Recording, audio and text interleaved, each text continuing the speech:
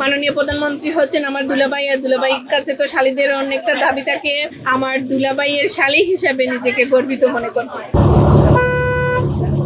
আমি এসকে ফাইমা সানজা, সিলেটের দক্ষিণ সুরমা উপজেলা মৌলভীবাজার থানা এবং শিলাম ইউনিয়নের আমার বাড়ি।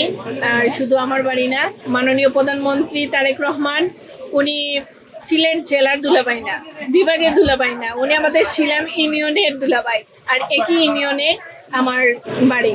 তো মাননীয় প্রধানমন্ত্রী হচ্ছেন আমার দুলাভাই, আর দুলাভাইয়ের কাছে তো শালীদের অনেকটা দাবি থাকে। আমরা যেহেতু সার্ভিসে আসছি, উনার উদ্যোগে একটা প্রজেক্টে চালু করেছেন। আর আমরা তো রিক্সার কাজে নিজেকে নিয়োজিত করেছি, সেবায় নিয়োজিত করেছি, আমাদের যাতে বেটার সার্ভিস দিতে পারি সেদিকে উনি সুদৃষ্টি রাখবেন। তারপর হচ্ছে গিয়ে আরিফ আঙ্কেল, উনিও আমাদের সিলেটের মন্ত্রী।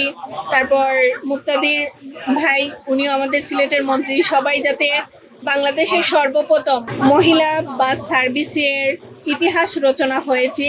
আর আমি একজন সিলেটের মেয়ে হিসাবে আমার দুলাভাইয়ের শালী হিসাবে নিজেকে গর্বিত মনে করছি। এখন আমি শুরু করেছি বিআরটিসিতে দোতলা বাসে, যেহেতু আমাদের হেভি লাইসেন্স আছে, আমরা এটাতে সার্ভিস শুরু করেছি।